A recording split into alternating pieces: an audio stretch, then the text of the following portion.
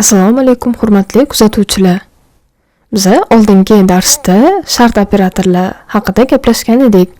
Bugun esa biz sikllar, looplar haqida gaplashamiz. Bugun biz nimalarni o'rganamiz? Sikllar, looplar nima va nima uchun kerakligini, for, while, do while looplarini, break va continue operatorlarini, sikl ichida shartlarni tekshirishni. Endi boshlaydigan bo'lsak, o'zi sikllar nima va ular nima uchun kerak? Sikllarni biz aylanishlar, qaytarishlar deb ham aytsak bo'ladi. Ko'p holatlarda dasturimizda bir xil kodni bir nechta marta bajarishga to'g'ri kerak bo'ladi. Masalan, 1 dan 10 gacha bo'lgan sonlarni ekranga chiqarish kerak bo'lsa, biz hozirgacha quyidagicha kod yozgandik. Buni ekranda ko'rishingiz mumkin. 10 marta print yozib chiqardik. Va o'shanda 1 dan 10 gacha bo'lgan raqamlar bizda print bo'ladi, ya'ni konsolga chiqadi. Lekin bu usul samarasiz va qulay emas. Agar 100 ta yoki 1000 ta sonni print qilish kerak bo'lsa, bu usul bilan ishlash deyarli imkonsiz. Bu kodimiz juda ham uzun va yomon bo'lib ketadi. Shuning uchun sikllar dasturlashda muhim o'rin tutadi. Looplar yordamida bir xil kodni avtomatik ravishda takroran bajarish mumkin. Keling, endi bu 10 ta printni yozishdan ko'ra loop orqali buni qanaqa qilishimizni ko'rib chiqamiz. Bizda dasturlashda bir necha looplar bor, ya'ni bir necha sikllarning turlari bor. Ulardan biz 3 tasini bu darsimizda ko'rib chiqamiz. Birinchisi bu for loop, ikkinchisi while loop, uchinchisi esa do while loop. Birinchidan boshlab buni teoriyasini ko'ramiz, keyin esa buni har bittasini kodda yozib ko'ramiz. Birinchi bizda for loop. Bu belgilangan miqdorda takrorlashga yordam beradi. Agar biz kodni aniq necha marta bajarishini oldindan bilsak, unda for loopidan foydalanamiz. For loopi bizda bunaqa yoziladi.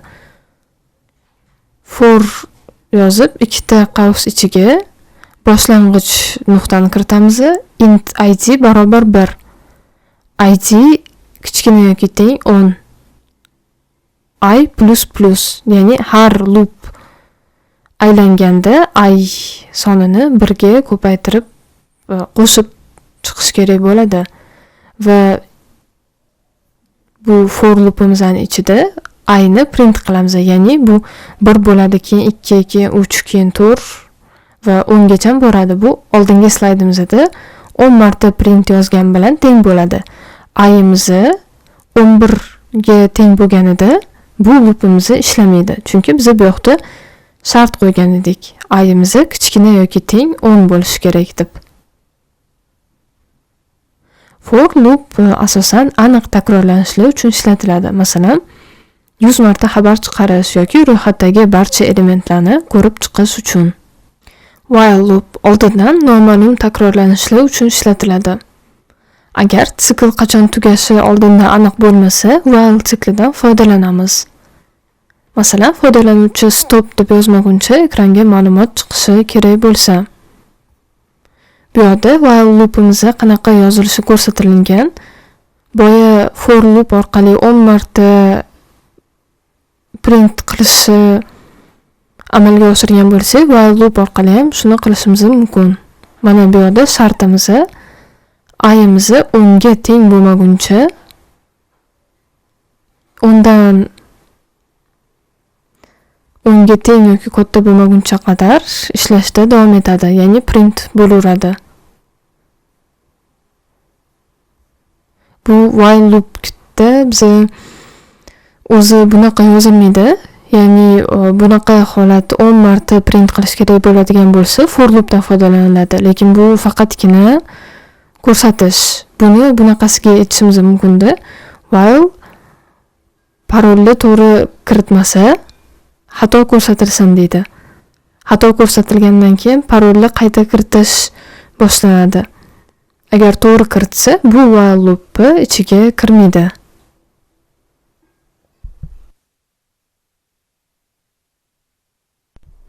Endi do while loopga keldik. Bu loopimiz kamida bir marta bajariladigan sikl hisoblanadi. While va for looplarda ko'rgan bo'lsak, bizda shart bor. Ya'ni I undan unga teng yoki katta bo'lguncha bo'ladi. Undan kichik yoki teng bo'lguncha bo'lishi kerak. Bu shartimiz true bo'lsagina ularning ichidagi kod run bo'ladi, ya'ni ishlaydi. Agar bu shartimiz bajarilmaydigan bo'lsa, kodimiz u yoqdagi run bo'lmaydi. Lekin do while loopda har doim kodimiz bir marta run bo'ladi. Ya'ni mana bu yerda uni ishlatilishini ko'rishimiz mumkin. Do deb avval kod yoziladi-da, keyin shart tekshiriladi. Bu shartimiz noto'g'ri bo'lsa ham, loopimiz bir marta ishlaydi. Masalan, foydalanuvchidan parol kiritishni so'rab, noto'g'ri kiritsa, yana takrorlash kerak bo'lishi mumkin. Bunaqa holatda do while loop ishlatiladi. Bu kod I bir bo'lganda ham bajariladi.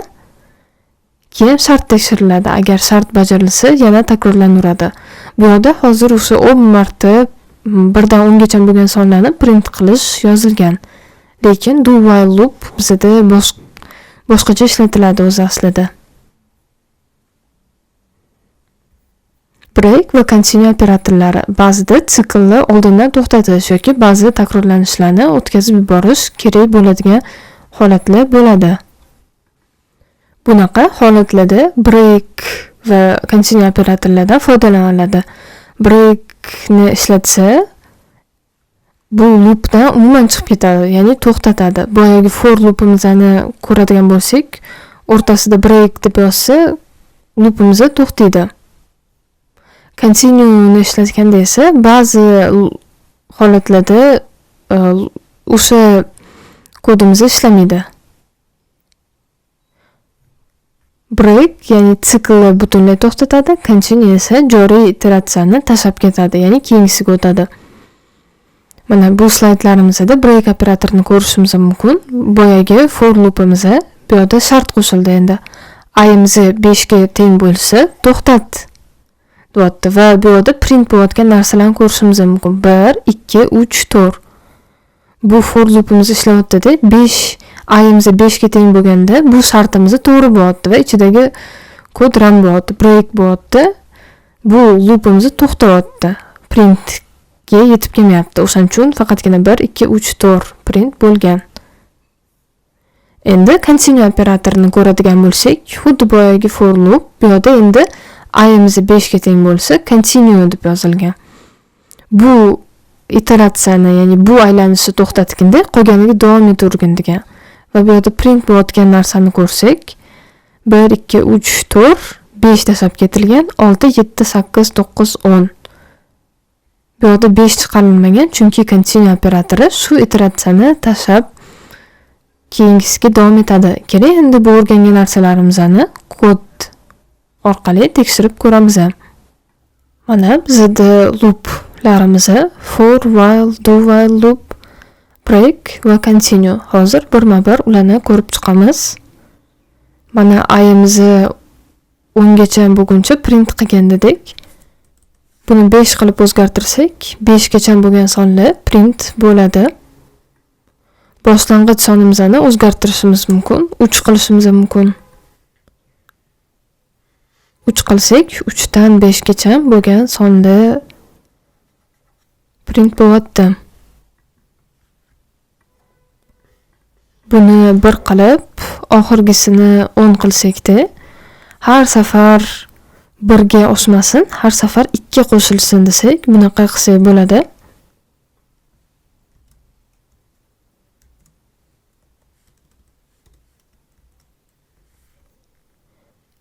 Endi hozir 1, 3 larni print qiladi bizga. For loop tushunib oldik. Endi while loopimiz. While loopimiz ham 10 gacha print qilyapti. Agar bu shart noto'g'ri bo'lsa, bu printimizni tugaydi. Bu yerda ham boshlang'ichini va oxirgisini tugatsak, o'zgartirsak bo'ladi va har safar ayimizni nechta songa oshishi yoki kamayishini ham o'zgartirsak bo'ladi. Bunda biz ayimizni 100 qiladigan bo'lsak, umuman run bo'lmaydi. Chunki bu shartimiz false bo'lyapti. Endi do while loop ga keladigan bo'lsa, bu ayni 100 qilsak ham bizda bir marta bo'lsa ham run bo'ladi. Mana 100 degan son chiqdi. 100 emas, keling buni 1 qiladigan bo'lsak,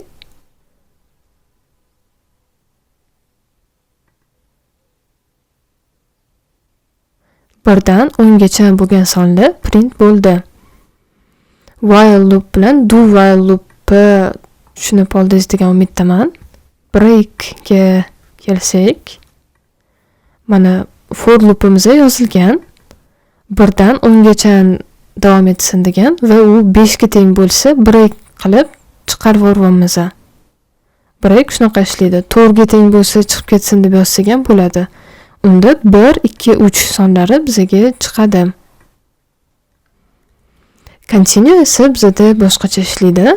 Continue bitta iterationni o'tkazib yuboradi, bitta aylanish o'tkazib yuboradi. Butunlay loopimizni to'xtatmaydi.